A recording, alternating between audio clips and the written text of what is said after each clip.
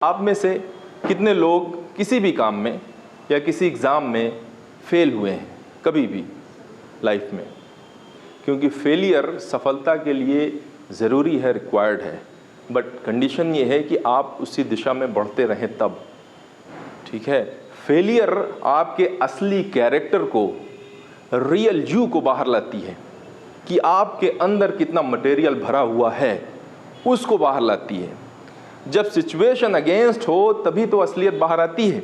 और जीवन में जब आप फेल होते हैं तो आपके पास दो चॉइसेस और दो ऑप्शंस होते हैं। या तो आप हथियार डाल दो, हार मान लो, या तो दूसरा हिम्मत जुटाओ, साहस दिखाओ, उठो, फिर से आगे बढ़ो। और इस विश्वास के साथ कि इस बार मैं कर जाऊंगा चाहे कुछ भी हो जाए। ये विश्वास होना चाहिए कि इस बार तो मैं कर जाऊंगा, इस बार मेरे अंदर कितना दम है, मैं दुनिया को दिखाऊंगा।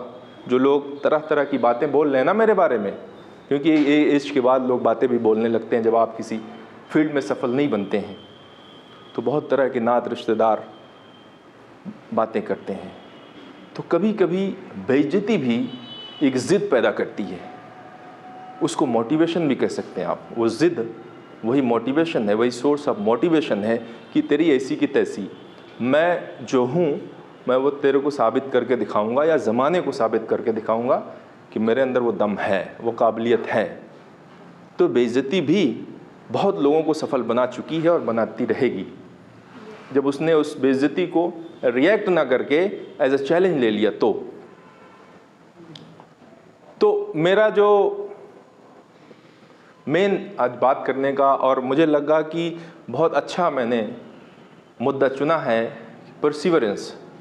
परसिवरेंस वो होता है कि आप आज मिडिल ऑफ द गोल हैं, आप अपने मंजिल के बीच रास्ते में हैं।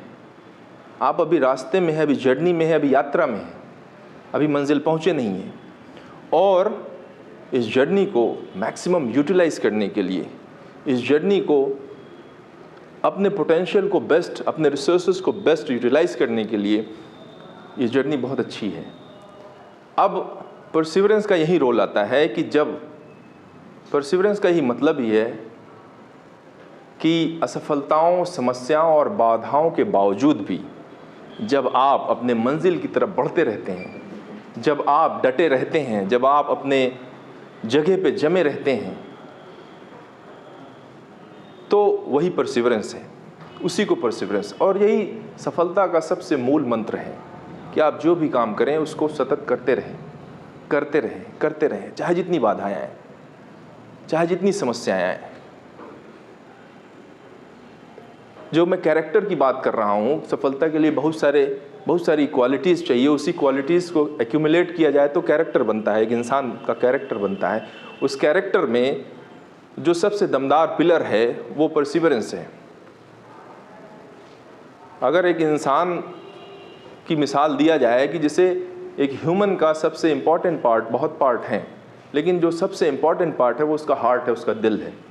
उसी तरह से बहुत सारी चीज़ें चाहिए, पर जो एक सबसे बेहद इम्पॉर्टेंट चीज़ है वो है परसिवरेंस। सफलता बिना परसिवरेंस के कभी नहीं आती। आपको डटे रहना होगा, और इसकी तो उम्मीद ही मत किया करिए कि स्मूथ रास्ता मिलेगा आपको, बड़ा चिकना और बड़ा समतल रास्ता आपको मिलेगा।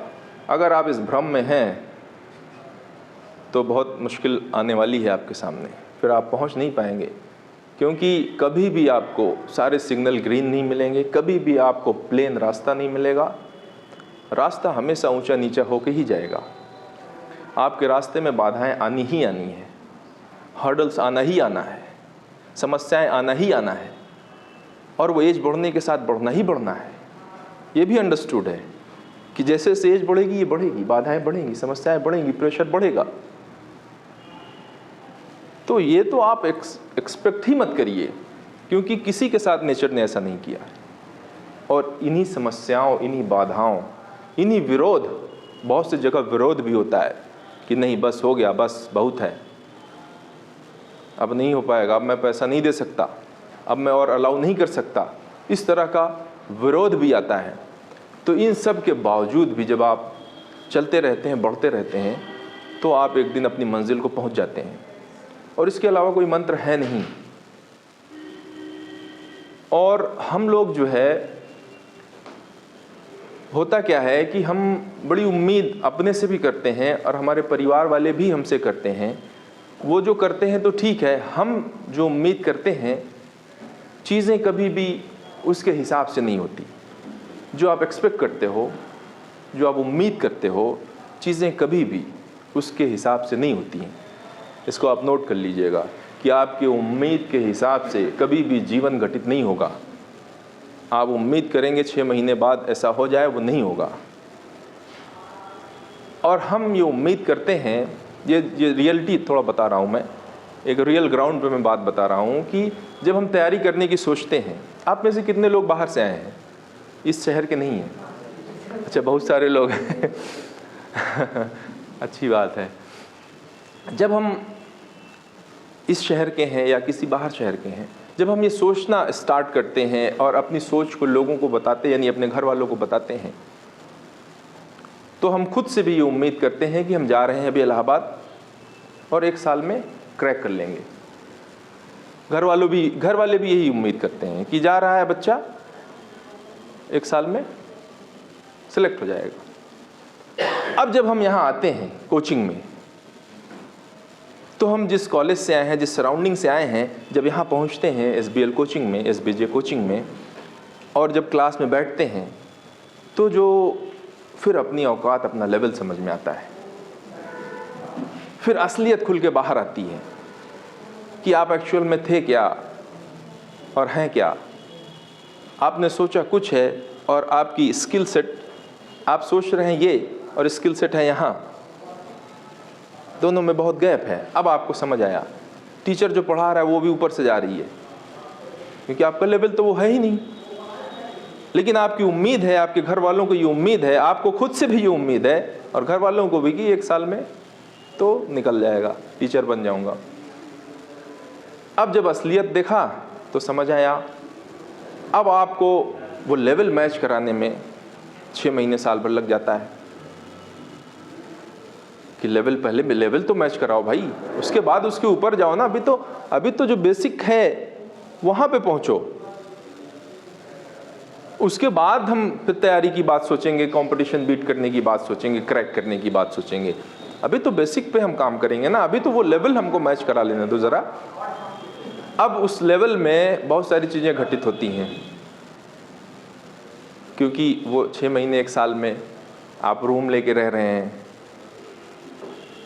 और हम सब एक लोअर मिडिल क्लास से हैं। ये एक सच्चाई है और ये बहुत अच्छी बात है, क्योंकि गरीब ही अमीर बनता है और जो पैसे की तंगी झेल के पैसा कमाता है, उसको उसकी खूबसूरती, उसकी अहमियत, उसका मज़ा उसको आता है।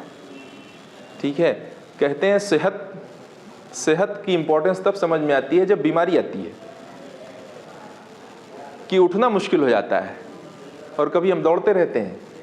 तो बीमारी भी आना ज़रूरी है, क्योंकि वही तो सेहत का एहसास दिलाती है कि सेहत क्या चीज़ है, कि सेहत कितनी इम्पोर्टेंट है और वो हमें ऊपर वाले ने दिया है।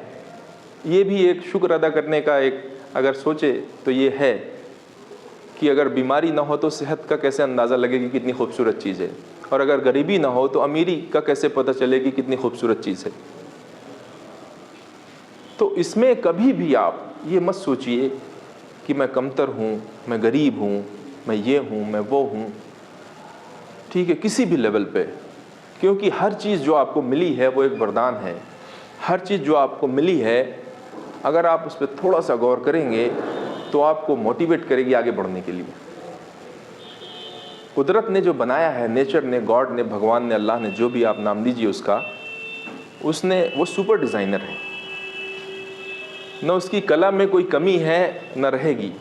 तो उसकी जो भी कला है, हम जैसे भी बना दिए गए हैं, शरीर से, दिमाग से, चेहरे से, नाक से, कान से, वो हम बेहद खूबसूरत हैं, वो हम सुपर्ब हैं, वो हम ब्यूटीफुल हैं, हैंडसम हैं।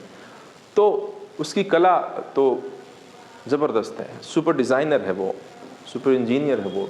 तो उसमें हम कभी भी हीन भावना का शिकार हमें नहीं होना चाहिए किसी भी लेवल पर।